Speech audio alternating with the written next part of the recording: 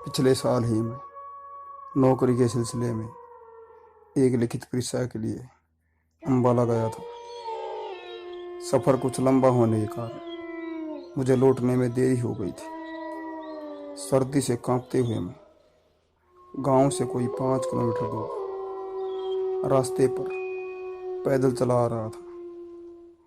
आज कुछ ज़्यादा ही धुंध सी छाई थी।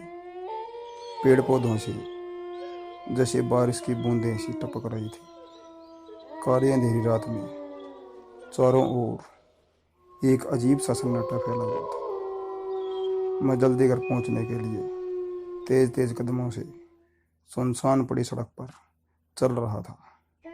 गांव अभी भी कम से कम 3 किलोमीटर दूरी पर था। अभी मैं एक मोड़ से मुड़ा ही था कि मुझे रास्ते पर सामने सड़क के किनारे पर कोई साया सा बैठा दिखाई दिया।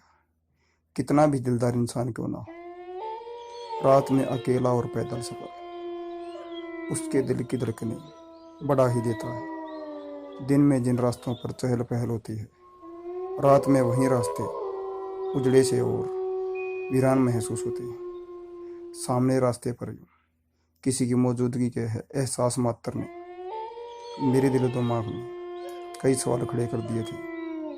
मेरी तेज चाल भी कुछ धीमी सी पड़ गई थी। थोड़ा और करीब पहुंचने पर मुझे महसूस हुआ कि कोई औरत मुंह फेर कर बैठी हुई है और उसने गोदी में कुछ ले रखा है। मैंने जेब से फ़ोन निकाल कर समय देखा तो रात के 11 बज रहे थे। इतनी रात को और इस सुनसान सड़क पर कोई औरत क्या कर रही है और यह यहाँ पर पहुंची कैसे? अभी मैं यह सब कुछ सोच ही रहा था कि उसकी सिसकियाँ मेरे कानों में पड़ी। मुझे लग रहा था कि वह रो रही है। अब मैं बिल्कुल उसके बराबर में पहुंच चुका था। मैंने उसका चेहरा देखने की कोशिश की, मगर वह कुछ मुंह को नीचे की तरफ झुकाए हुए थी और अपनी गोदी में लिए छोटे बच्चे के सिर पर हाथ फेर रही थी।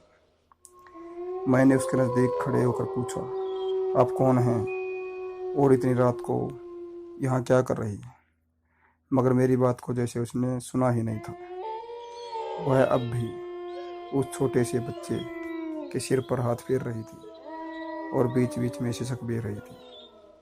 मैंने फिर से कहा, आप यहाँ इस जगह आई कैसे और आप रो क्यों रही हैं?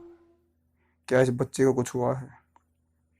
इस बार उसने अपना मुंह ऊपर उठाया तो मैं दहल उठा। डर के मारे मैं लड़खड़ा कर सड़क पर जा गिरा, क्योंकि इस औरत के बाल बिखरे हुए थे और आंखों की पुतलियां बिल्कुल सफ़ेद थी। दांत किसी चुड़ैल के जैसे लंबे थे। कुछ पल के लिए मैं दड़सा हो गया, मगर अगले ही पल मैं उठकर तेजी से वहाँ से भागा। मुंह से चीखें निकल रही थी। मैं इतना डर गया था कि पीछे मुड़कर भी नहीं देख रहा था। अचानक मुझे लगा जैसे किसी ने मेरी पीठ पर कुछ दे मारा हो। मैं चीख कर फिर से सड़क पर जा गिरा। डर और दहशत से मेरा बुरा हाल हो चुका था।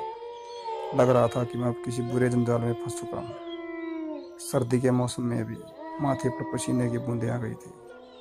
मैंने पीछे सिर घुमाकर देखा तो मेरे फरिश्ते कूच कर गए। कुछ दूरी पर ही वह औरत गोद में वही बच्चा लिए खड़ी थी। सबसे डरावनी बात तो यह थी कि बच्चे का कटा सिर सड़क पर पड़ा था और धड़ उस औरत की गोद में था और अब वह चीख चीख कर रो रही थी। अपनी हिम्मत बटोर कर मैं फिर से कांपती टांगों पर खड़ा हो गया और गांव की तरफ भागा। गनीमत यह रही कि अब मैं गांव के बिल्कुल नज़दीक पहुंच गया था, जहां सड़क के साथ लगता हुआ एक पुराना शिव मंदिर था। मैं गिरता पड़ता मंदिर में जा घुसा। मुझे मंदिर में रहने वाले साधु महाराज बरामदे में बैठे हुए दिखाई दिए। यह दृश्य मेरे लिए अंतिम था, क्योंकि उसके बाद मैं गिरकर बेहोश हो चुका था। लुप्त होती चेतना के बीच मेरे कानों में किसी के कदमों की तेज तेज आवाजें आ रही थी। जब आंखें खुली तो मैं अपने घर के बिस्तर पर लेटा हुआ था। बदन बुखार की तरह तप रहा था। सबकी नज़रों में ढेरों सवाल थे। मैंने थोड़ा सामान्य होने पर जब सारी घटना बताई तो मेरे घर वाले हैरान रह गए। पड़ोस में रहने वाले बुजुर्ग ने बताया कि वर्षों पहले नज़दीक के गांव के एक शराबी आदमी ने अपनी औरत और दूध मुँहे बच्चे को उस जगह पर तेज धार हथियार से काट कर मार डाला था। तब से उस औरत की आत्मा अपने बच्चे के साथ वहाँ आसपास घूमते दिखाई दे जाती है। मैं इस घटना के बाद इतना ज़्यादा डर गया था कि उसके बाद कभी भी रात को अकेले कहीं नहीं गया। आज भी वह रात मेरे दिलो दिमाग में एक दहशत के रूप में काबिज रहती है।